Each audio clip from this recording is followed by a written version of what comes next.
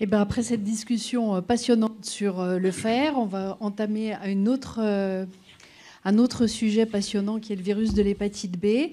Il nous a paru important lors de l'élaboration du programme de parler du virus parce que c'est le thème qui revient le plus souvent dans les questions du web staff et puis que ça reste un problème de santé publique important puisqu'il y a 300 millions de porteurs chroniques du virus dans le monde et qu'en France, c'est responsable de 1300 décès par an. Donc pour ça, vous avez deux intervenants qui vont faire un duo, Bertrand Slick et puis Emmanuel de Bonneau. Merci Michel, bonjour à tous. Alors on débute par l'histoire naturelle de la maladie. Donc après contamination par le virus de l'hépatite B, l'infection devient chronique dans environ 10% des cas, avec le risque d'évolution vers la cirrhose et le développement du carcinome hépatocellulaire. Donc cette infection chronique est définie par la persistance de l'antigène HBS 6 mois après la contamination. Et en fait, l'infection chronique au virus de l'hépatite B, c'est un véritable processus dynamique qui est lié à l'interaction entre la réplication virale et la réponse immune de l'hôte. Donc, au cours de l'évolution, il va y avoir des phases de tolérance immune, on parlera d'infection chronique, et des phases de réactivation virale, donc d'hépatite immunoactive, on parlera d'hépatite chronique. Le tout sans oublier que même si l'antigène HBS a disparu, l'ADN, il y aura une persistance d'ADN super enroulé dans le noyau des hépatocytes, avec le risque de réactivation du virus, notamment en cas d'immunosuppression. Alors, fort de cette histoire naturelle, le ICEL a établi une classification en 2017 qui permet donc de classer les patients en fonction de leur du stade évolutif de leur maladie et d'indiquer éventuellement un traitement. Cette classification, c'est une classification en 5 phases. Ce sont des phases qui sont de durée variable, de sévérité variable, qui ne se suivent pas forcément. Et la classification est parfois difficile, nécessitant de réitérer le dosage des différents paramètres. Alors justement, quels sont ces paramètres pour établir cette classification? C'est la présence ou pas de l'antigène HBE, c'est le dosage des transaminases, de la charge virale, la recherche d'une fibrose hépatique, et on pourra s'aider, on le verra, de la quantification de l'antigène HBS. Alors, vous voyez qu'il y a une alternance de phases d'infection chronique et d'hépatite chronique. Et ce qui a changé en 2017, c'est la dénomination des patients qui ont une infection chronique. Ainsi, les anciens immunotolérants s'appellent dorénavant les patients infectés chroniques à antigène HBE positif. Et les anciens porteurs sains ou porteurs inactifs s'appellent dorénavant des patients infectés chroniques antigène HBE négatif. Donc ça, ce sont les 4 premières phases. La 5e phase, c'est la phase dite de l'infection occulte. Occulte parce que l'antigène HBS a disparu, l'anticorps anti-HBC est présent et l'anticorps anti-HBS est présent ou pas. Dans tous les cas, l'antigène HBE a bien sûr disparu.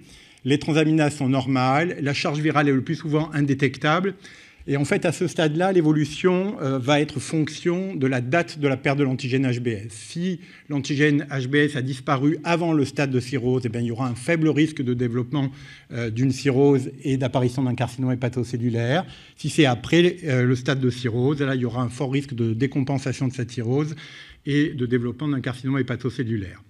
Il ne faudra donc jamais oublier que même à ce stade, il y a une possibilité de réactivation du virus en cas d'immunosuppression en raison de l'ADN super enroulé qui persiste dans le noyau des hépatocytes. Alors la difficulté, c'est de bien classer les patients et particulièrement de bien classer les patients qui ont une infection chronique antigène HBE négatif. Donc c'est difficile. Parfois, les patients sont mal classés. Et ainsi, on peut voir des taux de réactivation virale parfois un peu étonnants dans certaines études, parfois supérieurs à 20% à 5 ans. En fait, si les patients sont bien classés, l'histoire naturelle à ce stade-là est quand même tout à fait rassurant, avec un faible risque de développer une cirrhose, un faible risque de développer un carcinome hépatocellulaire et aussi un faible risque de réactivation de l'ordre de 5% à 5 ans. Donc, il faut de meilleurs outils pour cette classification. Donc, Bertrand, peux-tu nous parler de la prise en charge initiale des patients atteints d'une hépatite B? C'est facile. qu'on peut résumer en une seule diapo quasiment. Je ne veux pas vous faire l'affront de rappeler la clinique de ce qu'on doit rechercher à l'examen clinique, mais grosso modo, je pense que l'interrogatoire a énormément d'importance. Le mode de transmission, connu ou supposé, c'est important pour éventuellement dépister des conduites à risque et prendre en charge cet aspect-là. L'interrogatoire sur la famille, on l'oublie certainement trop souvent dans la prise en charge initiale. Savoir s'il y a des hépatites B, bien sûr, mais s'il y a eu des carcinomes hépatocellulaires ou des états cirrhotiques connus, ce qui va impacter la prise en charge du patient, on le verra tout à l'heure, de notre patient. Et puis, évidemment, toutes les comorbidités à impact hépatique potentiel, alcool, syndrome métabolique, virus, etc. Une imagerie, au moins une échographie, ou une imagerie en coupe si on en a besoin. Les éléments cliniques, je passe. Et puis, la biologie. La biologie, alors, il ne nous faut pas grand-chose, mais il nous faut tout ça. Le bilan enzymatique hépatique pour la maladie hépatique elle-même, sans oublier les plaquettes que l'on regarde systématiquement en tant qu'hépatologue, mais que les médecins généralistes et les confrères qui ne font pas trop d'hépato ne regardent pas de très près, alors qu'il y a des choses souvent assez évidentes. Un TP, une albuminémie pour la fonction hépatique. Et sur le plan virologique, on en a parlé, l'ADN viral, la sérologie HBE, pour mieux classer le patient, les autres virus, hépatotropes, et n'oubliez pas de systématiquement demander l'anticorps delta. Cette sérologie est trop souvent peu faite et il ne faut pas oublier de la répéter si les patients repartent en zone d'endémie, en vacances, etc., de façon régulière également. Donc ça, c'est un message qu'on répète sans cesse, mais on voit que les chiffres n'augmentent pas tellement. Un antigène HBS positif, à chaque fois qu'il y en a un, vérifier si on a fait l'anticorps delta. Et un paramètre qui est récent, dont on parle depuis un certain temps, mais qui, pareil, n'est rarement fait par les non-sensibilisés à l'hépato, qui est l'antigène HBS quantitatif, qui a son importance dans le diagnostic, le suivi des patients, etc. L'alpha-fétoprotéine, si on a un patient cirrhotique probable, et la fonction rénale, qui sera toujours utile si on doit parler de traitement. Mais vraiment, l'antigène HBS quantitatif, qui n'est pas l'index dans la sérologie, a son importance, que vous précise Emmanuel. Alors, effectivement, les marqueurs virologiques et particulièrement la quantification de l'antigène HBS a une place importante, notamment pour bien classer les patients antigènes HBE négatifs. Alors, je ne vais pas insister sur l'antigène HBCR et l'ARN du VHB. En fait, ce sont de très bons marqueurs pour apprécier l'activité transcriptionnelle de l'ADN super-enroulé. Donc, ce sont des marqueurs qui ne sont pas utilisés en pratique courante, mais qui le seront peut-être dans le futur avec les nouvelles molécules qu'on va avoir à notre disposition. Et à ce moment-là, ces marqueurs auront leur importance. Alors, pour revenir à la quantification de l'antigène HBS, c'est très important pour préciser le diagnostic de l'infection chronique antigène HBE négatif.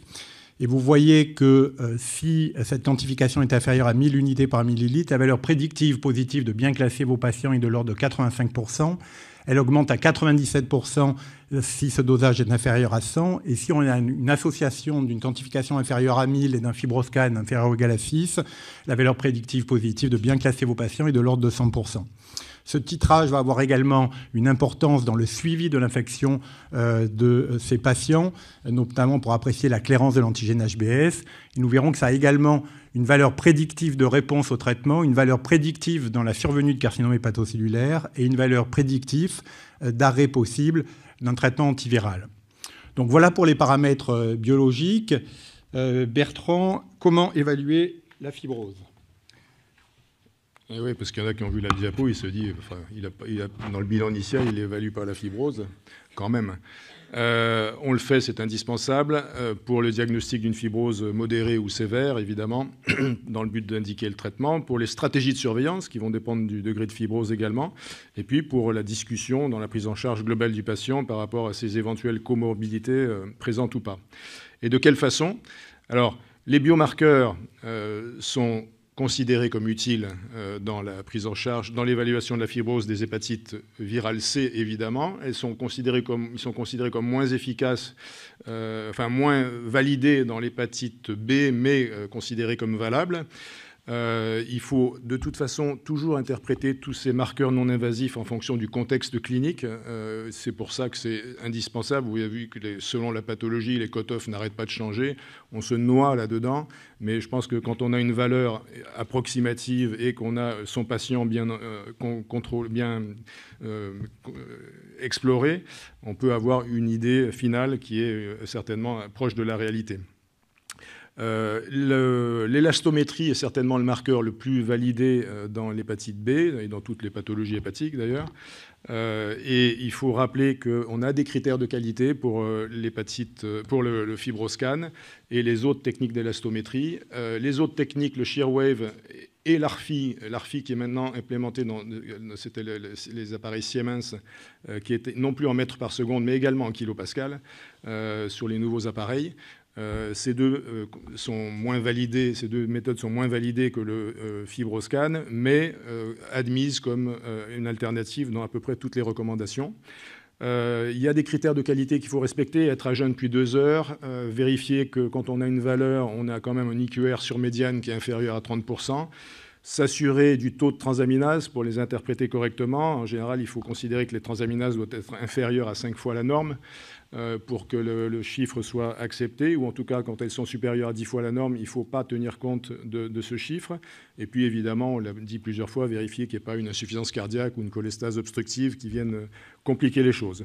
Mais enfin, dans le virus B, ces marqueurs sont acceptés. Alors, accepté dans toutes les recommandations qu'on a regardées pour faire ça, que ce soit l'EASL, que ce soit les recommandations sur les tests non invasifs ou la conférence récente de Baveno-7. Les marqueurs qui sont dans les recos EASL, les cut-offs qui sont dans les recos EASL sont ceux-là, 6, 9, 12. En dessous de 6, pas de fibrose significative. Au-dessus de 9, si on a des transaminases normales ou au-dessus de 9 si on a des transaminases normales, ou au-dessus de 12 si on a des transaminases augmentées mais inférieures à 5 fois la norme, on considère qu'il y a une fibrose significative. Et quand on est dans la zone grise, eh bien, on a là la place de discuter une biopsie hépatique qui est recommandée principalement si on sent que le résultat va influencer la prise en charge du patient ou s'il y a d'autres comorbidités qui viennent un peu compliquer l'analyse. Ça permet de rappeler un chiffre, un cut-off dont on n'a pas trop parlé là, sauf peut-être... non, c'était la semaine dernière. Le cut-off de 25. On a parlé de Baveno-7. Le cut-off de 25, ça permet de dire chez tout patient qui a une hépatopathie chronique qu'il a une HTP cliniquement significative, concept un peu plus récent, un peu nouveau, qui n'est pas encore intégré dans l'esprit général, mais qui veut dire que ce patient risque de décompenser, pas forcément sur le plan de l'hémorragie digestive, mais de décompenser sa cirrhose. Et là, c'est l'indication des bêta-bloquants non cardiosélectifs, carvedilol. Dans Baveno-7, on propose également la situation, vous voyez encore des cut-offs différents, FibroScan supérieur à 10, on fait un contrôle ultérieur pour valider cette fibrose considérée comme significative, ou alors on fait un marqueur sanguin, fibrotest ou FIB4, avec les valeurs dont on a parlé plusieurs fois. Mais Bertrand, donc le bilan est fait. Le bilan est fait. Le traitement maintenant, pourquoi, comment, qui? Les réponses arrivent. Pourquoi améliorer la survie? Améliorer la survie en évitant la progression vers la cirrhose et ses complications, dont le CHC. Mais aussi, il y a d'autres raisons potentielles. Prévenir les réactivations du virus B lors d'un traitement par immunosuppresseur, on en parlera tout à l'heure. Prévenir la transmission mère-enfant, on en parlera tout à l'heure. Prévenir la contamination sexuelle, ça peut être une indication de traitement en tant que tel. Réduire le risque de CHC ou de récidive de CHC quand on a eu un CHC, même quand il a été traité de façon curative. Bref, d'autres indications qu'il ne faut pas hésiter à prendre en compte. Ce qu'il faut rappeler, c'est que le plus fort facteur prédictif, le plus solide facteur prédictif indépendant de progression vers la cirrhose et le CHC, c'est la charge virale. Ça augmente le risque de CHC, ça augmente le risque de cirrhose. C'est largement démontré depuis longtemps et c'est enfoncer une porte ouverte. Les moyens, les analogues nucléosidiques, nucléotidiques, on a pris le parti de ne pas parler d'interféron. Je pense qu'il y a plus grand monde qui prescrit de l'interféron dans cette indication, bien qu'il y ait une logique à pouvoir le faire. 2 médicaments disponibles, tenofovir, TDF, ténofovir dipivoxyl fumarate, c'est le Viréad, 245. Il faut maintenant marquer le dosage parce qu'il y a plusieurs dosages enfants et on se fait appeler par les pharmacies. Si on met Viréad, on se fait appeler par les pharmacies qui nous disent quelle posologie. L'autre, c'est l'Entecavir. L'ETV, c'est le Baraclude, à 0,5 mg par jour, un comprimé aussi. Ce n'est pas compliqué. Il existe à 1 mg par jour dans des situations particulières, notamment si les patients ont eu antérieurement de la lamivudine dans leur traitement et auraient été éventuellement résistants à la lamivudine, où là, il faut monter à 1 mg par kilo, ou éventuellement aussi discuter une bithérapie ténofovir, entecavir. L'efficacité est énorme. Ce sont des analogues qui sont puissants, rapidement puissants, avec une haute barrière de résistance. C'est pour ça que c'est de la monothérapie, bien souvent. Plus de 95% de réponses virologiques, plus de 80% de réponses biochimiques, pas de résistance maintenant avec des études à long terme, hein. Une tolérance qui est globalement tout à fait excellente. Ce qu'on surveille quand même, c'est le rein, l'os. Il y a un risque à la fois glomérulaire, c'est surtout quand il y a des comorbidités chez ce patient, et il y a un risque tubulaire également, ce qui fait que, je l'avais peut-être marqué tout à l'heure, mais pas cité, dans le bilan initial, si on traite les patients, en tout cas, on a au moins une phosphorémie de départ pour dépister une éventuelle hypophosphorémie survenant sous traitement. Et les objectifs, c'est évidemment d'obtenir un ADN indétectable, de négativer l'antigène HBE lorsqu'il est présent. Alors, ce n'est pas la majorité des patients qu'on a en France, ce qui définit un contrôle immunologique partiel de la maladie. Idéalement, de normaliser les transaminases, en supposant qu'il n'y a pas d'autres comorbidités qui viennent les laisser un peu élevées.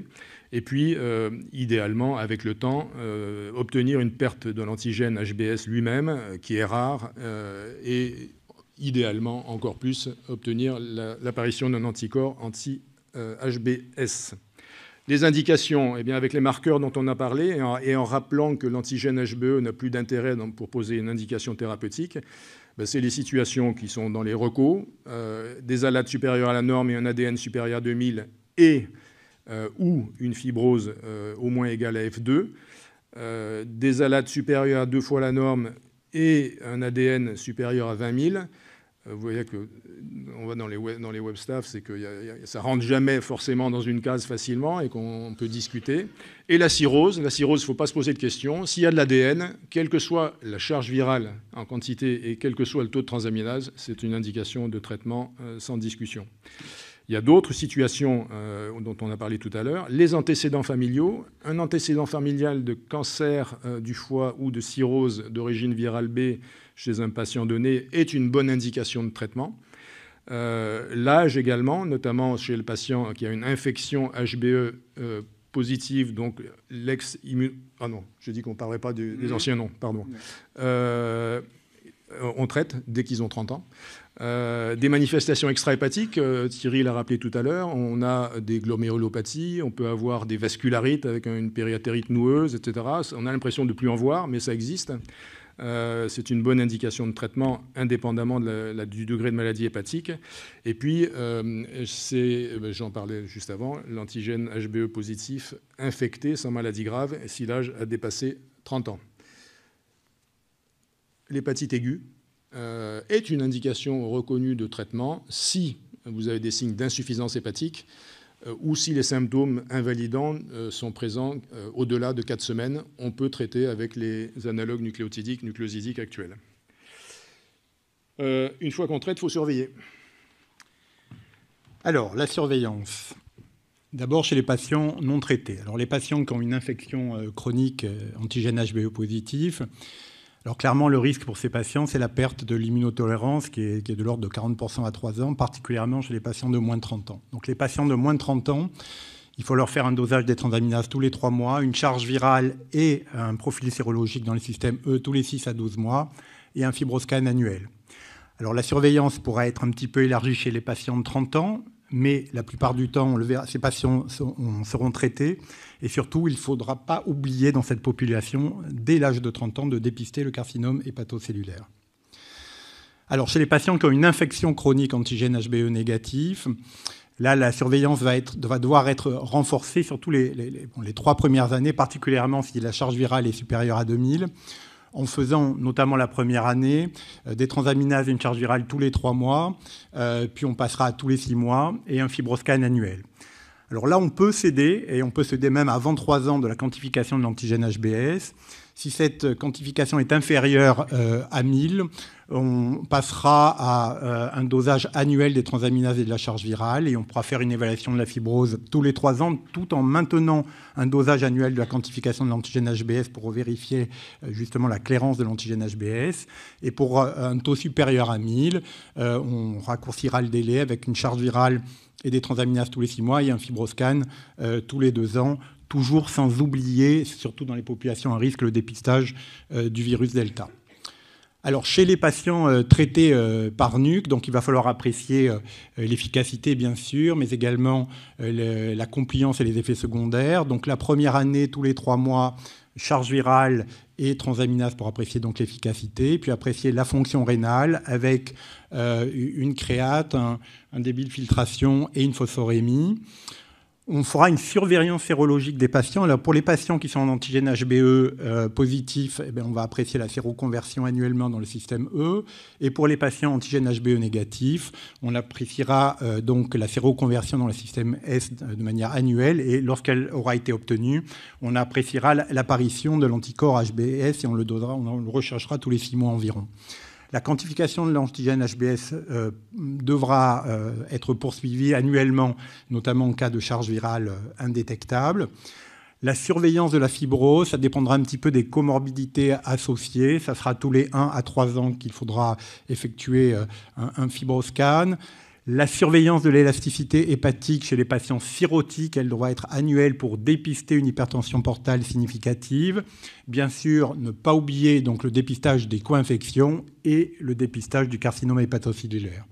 Alors justement, pour ce dépistage, le dépistage il est classique, c'est tous les 6 mois échographie abdominale, échodoppler hépatique associé à un dosage de l'alpha-fétoprotéine. Alors clairement, pour les patients qui ont une fibrose évoluée ou des antécédents familiaux de carcinome hépatocellulaire, c'est recommandé, sans oublier le fait qu'il ne faudra pas interrompre ce dépistage, même chez les patients qui vont avoir une diminution des valeurs des marqueurs non invasifs de fibrose sous traitement. Alors qu'en est-il du dépistage chez les patients qui sont ou pas traités et qui ont une fibrose minime ou modérée? Alors, on peut dorénavant, et c'est les recommandations de la FEF de l'ASL, s'appuyer sur le score de page. Le score de page, c'est un score qui est défini à partir de l'âge, du sexe et du taux de plaquettes des patients. Et vous voyez clairement sur le diagramme de droite que si ce score est supérieur ou égal à 10, il y a un surrisque pour les patients de développer un carcinome hépatocellulaire, ce risque étant encore plus grand lorsque le score est supérieur ou égal à 19. Alors, ce score, il n'est pas utile chez les patients antigènes HBE positifs, puisque là, le risque de développer un carcinome hépatocellulaire se fait dès l'âge de 30 ans. Alors, est-ce que... Bertrand, tu vas nous parler de quelques cas particuliers dont la prise en charge nous est demandée régulièrement. 5 minutes 2 minutes. 2 minutes pour toi, 2 minutes pour moi. Parfait. Prévention de la transmission mère-enfant, c'est le traitement prophylactique. Ténofovir, le seul admis pour la grossesse, dès que l'ADN est supérieur à 200 000 unités, ou intervient encore l'antigène HBS quantitatif, si l'antigène HBS quantitatif est supérieur à 4 log. C'est dans les recos. On le débute au 3e trimestre, entre 24 et 28 semaines, et on l'arrête 12 semaines après l'accouchement. Alors, c'est un peu discuté, si c'est trop long, pas assez, etc. Mais c'est ce qui est dans les recos actuellement. Parallèlement, évidemment, à la sérovaccination de l'enfant, obligatoire. Le schéma vaccinal en France, c'est celui-là. Et notamment, ce qui est important, c'est les 12 heures dans lesquelles doivent être faites à la fois la séroprophylaxie et la première injection du vaccin. Quelques messages simplement sur femmes grossesses qu'on a retenus pour leur intérêt pratique. Si l'infection virale B est connue avant un projet de grossesse, ben alors soit il y a une fibrose peu sévère et l'indication de traitement elle peut être reportée à après la grossesse prévue. Et si c'est une patiente déjà traitée pour son hépatite, si c'est par le tenofovir, on peut continuer. Et si elle est traitée par entecavir, il faut remplacer par le tenofovir, l'entecavir étant déconseillé pendant la grossesse. Un mot sur la cirrhose, important, parce que ça, on n'y pense peut-être pas assez, aussi bien nous que les patients, les médecins qui gèrent, les médecins non hépatogastro qui gèrent les patientes. La grossesse majore le risque d'une hypertension portale de façon très nette. Donc il faut chercher et éradiquer des varices avant une grossesse chez des patientes qui ont une hypertension portale connue. Les hépatites de réactivation, à la fin du troisième trimestre, ou en tout cas en postpartum, dues à la restauration immunitaire, elles sont à dépister. Il faut toujours conseiller aux patientes, même qui d'ailleurs sont non traitées, de vérifier qu'il n'y a pas de souci dans le post-accouchement. L'allaitement est autorisé chez les patientes qui ne sont pas traitées, évidemment, et également chez les patientes qui prennent du tenofovir, bien que dans les recos, ce soit un petit peu discuté aussi, d'où la discussion des 12 semaines après la grossesse. Et la PMA et virus B, c'est dans des centres précis, mais ça ne pose pas de risque important. Virus B et immunosuppression. Sur la gauche, vous avez la liste des médicaments concernés, avec un degré de risque qui descend au fur et à mesure, qui diminue au fur et à mesure. Vous voyez qu'en bas, il y a les corticostéroïdes, ça va peut-être être l'occasion de questions. Et sur la droite, le groupe à haut risque, c'est-à-dire plus de 10% de risque de réactivation, qui est principalement le rituximab ou des cas particuliers de cancer hématologique. La réactivation, c'est la réapparition d'une charge virale ou l'augmentation de la charge virale de plus d'un log, suivie, si possible pas suivie, parce qu'il faut intervenir avant, d'une augmentation des transaminases. Et donc, tous les patients qui ont ce type de traitement doivent avoir une sérologie B vérifiée avant de débuter le traitement, de façon à ce qu'on puisse les classer. Ils ont un antigène HBS, ils n'ont aucun marqueur, il n'y a rien à faire, mais il faut penser à les vacciner éventuellement. Ils ont un antigène HBS négatif et un anticorps anti-HBS positif, donc ils sont vaccinés, donc pareil, il n'y a rien à faire. Ils ont un antigène HBS, il y a systématiquement un risque de réactivation, petit ou important. Et dans ces cas-là, il faut vraiment discuter un traitement préemptif par analogue nucléosidique ou nucléotidique que l'on débute avant l'immunosuppression et que l'on continue 12 mois après et 18 mois après, si c'est du rituximab, après la fin du traitement. Il y a les cas particuliers des patients qui n'ont pas d'antigène HBS, mais qui ont un anticorps anti-HBC positif ou une sérologie dite de guérison, mais on parlait de l'ADN super enroulé tout à l'heure, il y a toujours un petit risque. Chez ces patients, on peut discuter une surveillance régulière, si on est sûr que le patient doit se faire surveiller, avec la recherche de l'ADN régulièrement, et si positif, on démarre un traitement avant d'avoir les transaminases qui augmentent. Ça, c'est valable, sauf pour le rituximab, où il faut prévenir systématiquement, même si on a une sérologie dite de guérison. Hop, et dans tous les cas, on surveille. Il y avait encore les professionnels de santé. Je vous mets juste les 2 recommandations de l'OASL pour ça. L'infection virale B, en tant que telle, ne doit pas empêcher les personnes infectées d'étudier ou de pratiquer la chirurgie, la médecine, la chirurgie dentaire et les autres professions de santé. Les professionnels qui ont un ADN supérieur à 200 et qui pratiquent des gestes à risque doivent être traités pour avoir une charge virale indétectable. Et tout est une discussion après avec le médecin du travail. On continue. Emmanuel, tu as 2 minutes. 2 minutes. Alors, je termine pour en 2 répondre minutes. à cette question hyper importante. Voilà. Peut-on arrêter un traitement par analogue ? Donc, il y a des règles d'arrêt qui ont été mises par les sociétés savantes. Donc, clairement, chez le patient cirrhotique, pas d'arrêt de traitement. Chez le patient non cirrhotique, si il y a eu une perte de l'antigène HBS, que l'anticorps anti-HBS soit apparu ou pas, l'arrêt est possible. Chez les autres patients qui sont porteurs de l'antigène HBS, attention, on peut arrêter, mais chez les patients non cirrhotiques, antigène HBE négatif, souvent c'est les patients qui demandent, parce que le traitement est long, parce que parfois il y a des effets secondaires, qu'ils en ont marre, donc c'est eux qui demandent, est-ce que je peux arrêter mon traitement ? Alors on peut leur dire que oui, dans certaines conditions, il faut que la surveillance puisse être très rapprochée. Il faut informer les patients du risque de réactivation en cas d'arrêt et s'assurer de sa compliance, c'est-à-dire de sa venue aux visites. Dans ce cadre-là, on peut arrêter le traitement en cas de charge virale indétectable et de transaminase normale pendant au moins 3 ans. Et on peut s'aider maintenant de la quantification de l'antigène HBS et avoir encore plus de sécurité chez les patients caucasiens et africains. Si le dosage de l'antigène HBS est inférieur à 1000, on peut se permettre d'arrêter plus facilement. Si le taux est inférieur à 100 chez les patients asiatiques, on pourra également le faire. Au-delà de ce cutoff, il faut ne pas arrêter le traitement.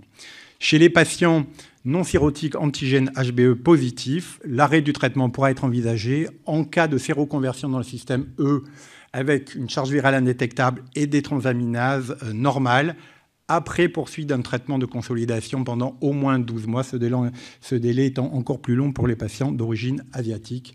Voilà, nous, avec Bertrand, nous vous remercions pour votre attention. Et voici. Voilà.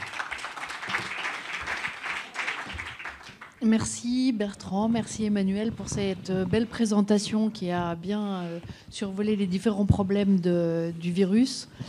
C'est toujours aussi passionnant. Il y a encore des zones d'ombre dans l'histoire naturelle du virus, notamment le diagnostic de l'infection chronique antigène HBE négatif, la durée du traitement, l'arrêt, etc. Et je pense que ça va être l'occasion de poser des questions sur ce sujet. Une petite question sur l'arrêt de traitement, alors pas dans ce qui a été évoqué là, mais perte de l'antigène HBS et apparition de l'anticorps anti-HBS. Est-ce qu'on l'arrête immédiatement ou parce qu'il y a des collègues qui continuent un petit peu à consolider avec encore 3 mois de traitement, 6 mois et après, est-ce qu'il y a une surveillance régulière pour voir en systématique s'il y a une réactivation spontanée Oui, alors généralement, il y a toujours 2-3 mois de consolidation, clairement. Et après, la surveillance, oui, je crois qu'elle doit être maintenue, surtout la première année qui suit l'arrêt du traitement. Oui. Anticorps supérieur à 100 ? Il faut surveiller les malades s'ils ont une cirrhose. Oui, s'ils n'ont pas de cirrhose, s'ils ont une fibrose modérée, tu peux les revoir une fois par an, mais s'ils ont une cirrhose, il faut les surveiller de près, oui, bien sûr. Mais même s'ils n'ont pas de cirrhose, il faut quand même continuer à les surveiller. Voilà. Non, on n'arrête pas.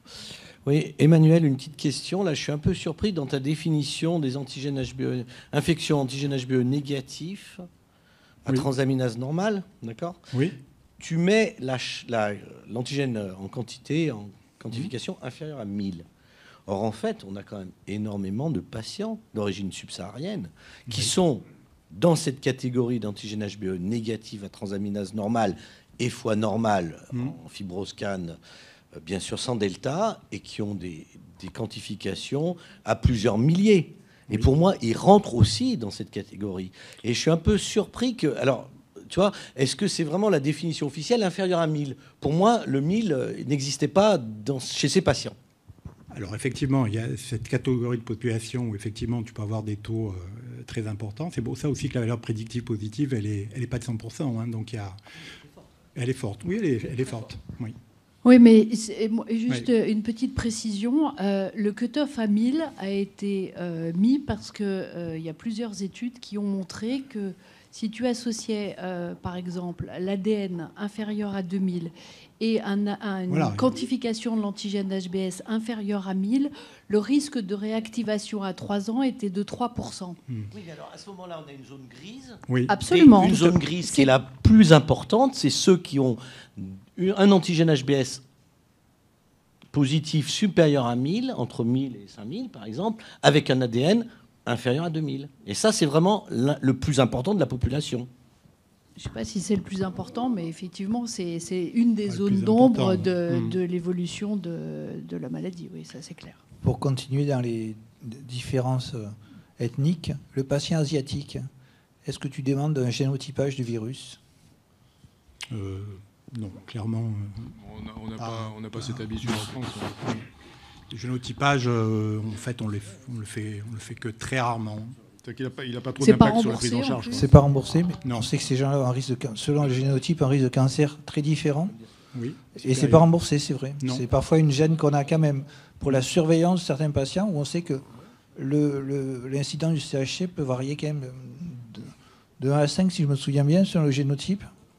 Alors c'est vrai que c'est pas des patients qu'on voit systématiquement, mais ça existe dans les recommandations asiatiques. Nous, on ne le fait pas, c'est vrai. Non, on ne le fait pas, non.